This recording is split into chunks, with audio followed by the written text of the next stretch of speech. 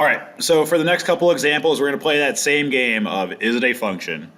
For example two, they're giving us a list of ordered pairs. Okay, all ordered pairs are a bunch of points. Okay, if you have a bunch of points, there's nothing stopping you from making it an input-output table. Okay, so I always like to have ordered pairs listed as x's and y's. Okay, so when I have 0 for x, it becomes -1 for y. When I have 2 for x, it becomes -5, 3, -5, and then 16, comma 0. Okay, ordered pairs are basically the exact same thing as that input-output table. You can still perform the birthday test here to tell if it's a function. Remember, left-hand column is your friends, right-hand column is their birthdays. Okay, so 0 has a birthday at -1, 2 has a birthday at -5, 3 also has a birthday at -5. Okay, we notice that these two people have the same birthday, but that is okay. That is definitely possible. And then 16 has a birthday at 0. Okay, everything's making sense so far. I know it says negative numbers, but it's just a matter of, does one input share multiple outputs? No, okay. Each input has exactly one output. Yes, this is a function. Don't really pay attention to negative numbers, just ask yourself, okay, how many birthdays does each input have? Okay. So for number 3, it says, using the previous example, represent by a mapping diagram. Okay, here's what mapping is. Mapping is using arrows, and I want you guys to write that down. So here's what we'll do. We're not going to make a table here. All we're going to do is we're just going to list all of the x values vertically from smallest to largest. Okay, so the smallest x value I see is 0, I see a 2, I see a 3, and I see a 16. I'm listing my x values from smallest to largest vertically. Okay, then what I'm going to do is I'm going to list my ranges, or my values in my range, chronologically as well. Okay, so the smallest number I see in my range is -5. Okay, I know the first number that's listed is -1, but the smallest number is -5. Then I see a -1. Then I see a 0. Okay, I'm listing my range in chronological order as well. Okay, so all I'm going to do here is I'm just going to draw arrows from each input to their corresponding output. Okay, so what we're saying here is 0 maps to -1. I draw a 0, or I draw an arrow from 0 to -1. The arrow starts at 0 and it ends at -1. 2 maps to -5. I draw an arrow from 2 to -5.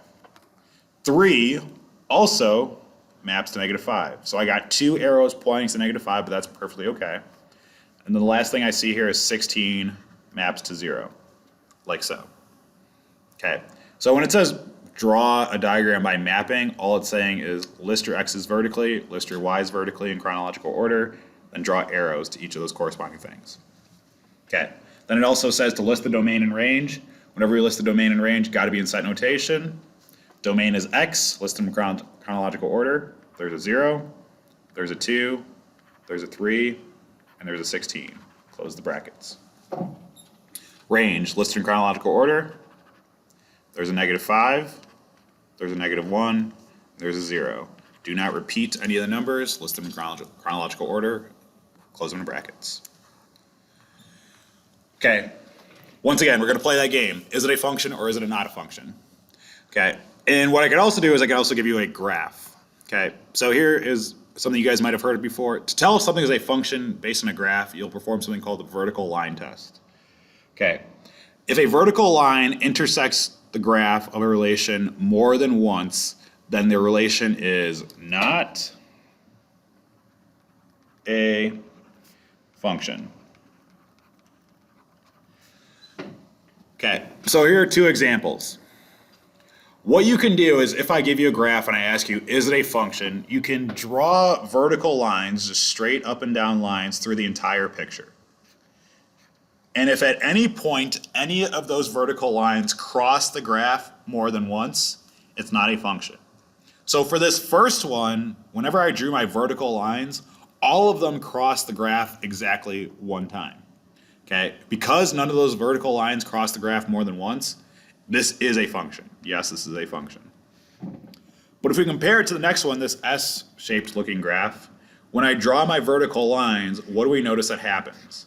There's some lines that cross the graph more than once. Okay? And anytime that happens, if that happens once, it's automatically not a function. No, this is not a function. Okay? So, if we play this game for these graphs in the bottom, all we're going to do is draw vertical lines through all these graphs. Okay, I can start at the way left, and ask myself, do any of these lines cross the graph more than once? Well, this first line, yes it does. Because one of my lines crosses the graph more than once, no, it's not a function. Second one, draw the vertical lines. Ask yourself, do any of my vertical lines cross the graph more than once? No, it doesn't look like it. Okay, so it does pass the vertical line test. Yes, this is a function. Okay, and the last one is some ordered pairs. You see a bunch of spaces, but that's okay. Just ask yourself, if I draw vertical lines through all these dots,